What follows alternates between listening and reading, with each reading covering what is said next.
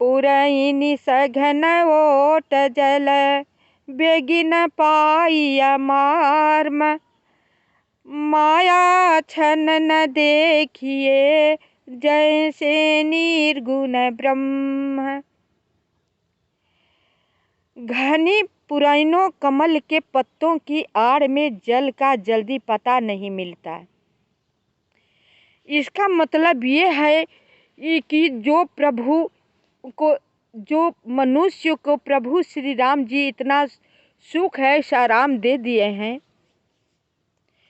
उसमें इतना भूल जाता है कि पुरैन का मतलब उदाहरण दिए हैं पुरैन से, कि मनुष्य को पता ही नहीं चलता कि हमें श्री राम जी को भजन करना चाहिए, ये काम जरूरी है। उस सरोवर के अत्यंत अथाह जल में सब मछलियां सदा एक रस एक समान सुखी रहती हैं। अब मछली का यहाँ पर उदाहरण दिए हैं, जैसे कि अथाह जल होता है उसमें मछलियाँ एक रस सब साथ मिल कर के बहुत आनंद से रहती हैं। लेकिन वही मछली जब जल विहीन हो जाती है तो तड़पने लगती है। वही हाल मनुष्य के है कि जो कि सुख में प्रभु श्री राम जी की कभी याद नहीं करते हैं, और जब उन पर दुख आ जाता है तब प्रभु श्री राम जी याद आने लगते हैं। तो कहते हैं कि सुख में रहते हुए भी प्रभु श्री राम जी को आप सब याद करोगे ना तो आपको दुख का सामना ही नहीं करना पड़ेगा, ऐसा समय ही नहीं आएगा, प्रभु आने ही नहीं देंगे। अगर आएगा तो वो थोड़े दिन रहेगा, वो चला भी जाएगा। ये भी बात ज़रूरी है, सही मनुष्य के आगे एक बार तो आपत्ति आए तो उसे सही मानना चाहिए, क्योंकि उसी विपत्ति में मित्र, स्त्री, रिश्तेदार आप सबको जो मिलने जुलने वाले हैं वो सब पहचान में आ जाते हैं। पहचान में ऐसे आ जाते हैं कि विपत्ति जब आती है मनुष्य के ऊपर ना तो कोई साथ नहीं देता है, सब लोग अपना रुख बदल लेते हैं, मुंह मोड़ लेते हैं। आदमी परेशान होकर के प्रभु के शरण में जाता है, प्रभु अपने शरण में ले लेते हैं, वो नहीं मुंह मोड़ते हैं। लेकिन उनको धन देने में, आपको सुखी करने में उतना समय जो तुम गंवाए हो उसका प्रायश्चित तो तुम्हें करना ही पड़ेगा। प्रायश्चित कर लेने के बाद प्रभु तो आपको अपना ही लिए होते हैं, फिर ज्यों की त्यों सुखी बना देते हैं। लेकिन इसी से प्रभु श्री राम जी कहते हैं, सबको उदाहरण दे दे करके मनुष्य को समझाए हैं कि तुम लोग पहले ही से शरण में रहोगे तो ऐसी स्थिति नहीं आएगी, आएगी तो थोड़े दिन रहेगी, चल जाएगी। चक्रवाक, बगुले आदि पक्षियों का समुदाय देखते ही बनता है, उनका वर्णन नहीं किया जाता जा सकता। सुंदर पक्षियों की बोली बड़ी सुहावनी लगती है, मानो सरोवर में जाते हुए पथिक को बुलावे लेती हो। उस शील पंपा सरोवर के समीप मुनियों ने आश्रम बना रखे हैं। पंपापुर सबरी माता ने ठीक ही बताई थी, पंपापुर में मुनि लोग का आश्रम बना हुआ है। उसके चारों ओर वन के सुंदर वृक्ष है, चंपा, मौलार, सिरी, कदम्ब, तमाल, पाटल, कटहल, ढाक और आम आदि बहुत प्रकार के वृक्ष नए नए पत्तों और सुगंधित पुष्पों से युक्त हैं, जिन पर भंवरों के समूह गुंजार कर रहे हैं। स्वभाव से ही शीतल, मंद, सुगंधित एवं मन को हरने वाली हवा सदा बहती रहती है। जहाँ मुनि लोग का आश्रम है वहाँ सब अपने हाथों से लगा रखे हैं। प्रभु श्री राम जी उसी को बखान कर रहे हैं। कुहू कुहू कोकिल धुनी कर रही, कोयले कुहू कुहू का शब्द कर रही हैं।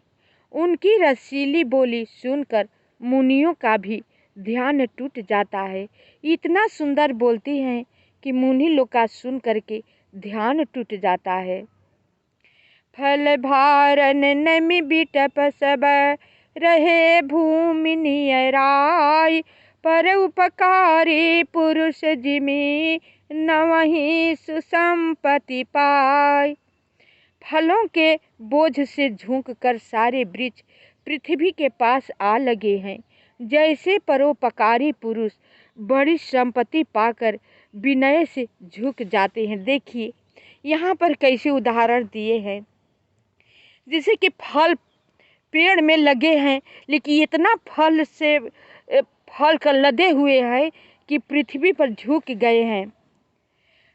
अब इस पर मनुष्य को बड़ाई दे रहे, मतलब उदाहरण दे रहे हैं कि जैसे मनुष्य के पास बहुत सारे धन होता है फिर भी वो झुक कर रहते हैं, नम्रता से रहते हैं, नम्रता से सबकी आदर करते हैं, सबका स्वागत करते हैं। इसी तरह मनुष्य को रहना चाहिए। बहुत कुछ दिए हैं आपको भगवान, तो भगवान को हमेशा आप सब धन्यवाद दीजिए कि हे प्रभु आपने इतना सब कुछ दिए हैं, तो इसके साथ साथ सद्बुद्धि की आवश्यकता है। जब सद्बुद्धि होगी तभी तो हम झुक कर रहेंगे, विचारवान बनकर रहेंगे, सबको शिक्षा देंगे, अपने शिक्षा वाला बना रहेंगे, ज्ञान होगा, गुण होगा। जब ज्ञान हो जाएगा तब वैराग्य अपने आप हो जाएगा, और जब वैराग्य हो जाएगा तो सुख शांति तो सब अपने आप मिल जाएगा। किसी से कहने सुनने की आवश्यकता ही नहीं रहेगी। और ये सब हो जाएगा तो भगवान की भक्ति पाने में देर नहीं लगेगी।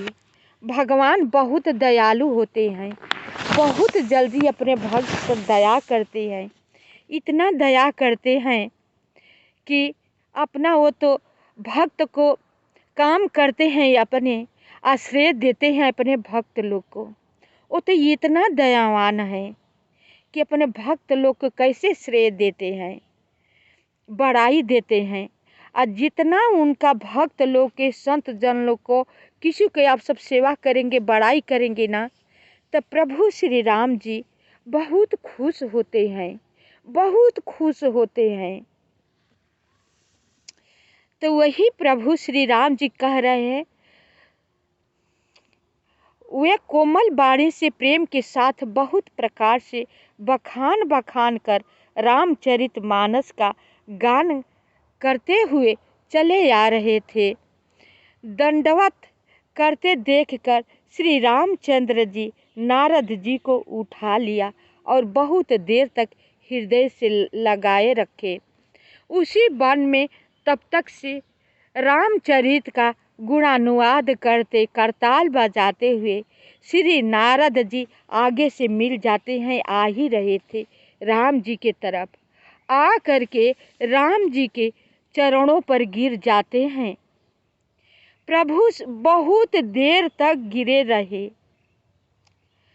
इतना देर तक गिरे रहे। प्रभु श्री राम जी अपने दोनों हाथों से उठाया और उन्हें शिक्षा देने लगे। फिर नारद भगवान जी नाना विधि विनती करी, प्रभु प्रसन्न जिए जानी। नारद बोले बचन तब जोरी सरोरुह पानी। बहुत प्रकार से विनती करके और प्रभु को मन में प्रसन्न जानकर तब नारद जी कमल के समान हाथों को जोड़कर वचन बोले। अपने हाथों को जोड़ करके वचन बोले,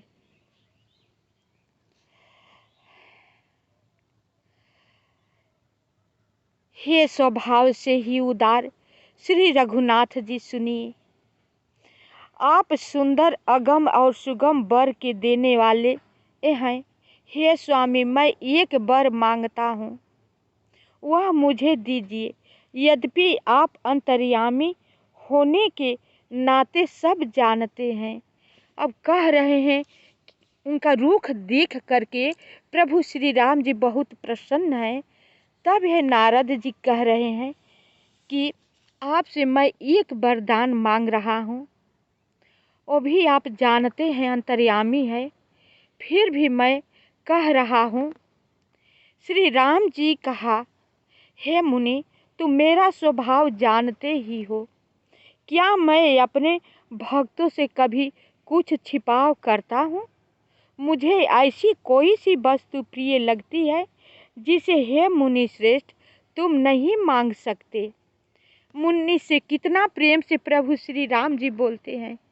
मैं यही चाहती हूँ कि मेरा स्वभाव चिड़चिड़ापन, झुंझुलाना, कठोरता सब नष्ट हो जाए। हे प्रभु, ये सब नष्ट हो जाएगा ना तो हम अपने आप को धन्य मानूंगी। जब भगवान की असीम कृपा होगी ना तब छूट जाएगी। आप सभी यही प्रार्थना कीजिए, भगवान की शरण में जाइए। भगवान की शरण में जाने में ना सब कुछ भला ही भला होगा। इधर रहने से कुछ भला नहीं होने वाला है। शोक होगा, दुख होगा, बस यही होगा और कुछ नहीं होगा। तो इसलिए प्रभु के शरण में जाएंगे ना तो शोक दुख नहीं होगा, सब छूट जाएगा। और अपने लोगों को बस यही चाहिए। अब उम्र हो गई है, माया के जंजाल से छुड़ाने के लिए उम्र हो गई है। अब छुड़ाने में ही अपना कल्याण है। और नहीं भाई, छोड़ने को नहीं मन कर रहा है तब तो रहिए। नहीं तो मेरा तो कहना ये है कि जिस लोग मेरे उम्र के हैं, अब माया मोह आप सब छोड़िए, अब भगवान की शरण में चले जाइए। क्योंकि यहाँ पर तो जितना दिन रहना था उतना तो आप बना ही लिए। अब बाकी की आपकी ज़िंदगी पड़ी है, तो वहाँ पर भी जाकर तो जवाब देना है ना। तो वहाँ के लिए यह बनाइए कि वहाँ पर जाकर पूछा जाएगा कि तुम धरती पर रह करके इतना दिनों तक क्या क्या किए हो। तो हम क्या कहेंगे वहाँ पर जाकर, क्या हम जवाब देंगे कि केवल माया के जाल में उलझे रहे, अपने धन के मद में मतवाले रहे, अपने नाती पोते में हम उलझे रहे, आपको नाम लेना हम भूल गए, यही जवाब देंगे। केवल इतने ही करने के लिए हम वहाँ से आए हुए हैं? नहीं, ये बात भूल जाइए। हम बहुत वादा के साथ आए हैं, बहुत वादा करके हमें आए हैं। पेट में जब हम रहते हैं ना तब प्रभु श्री राम जी से हमेशा वादा करते रहते हैं, हे प्रभु नरक से मुझे निकालिए, निकालिए, निकालिए। तो उसी में धिक्कारते हैं प्रभु श्री राम जी, नहीं, तुम्हें मैं नहीं निकालूंगा, अभी समय इसका नहीं आया है। कहते नहीं प्रभु निकाल लिए, मैं जाऊंगा ना नीचे तो आपका भजन बहुत करूंगा।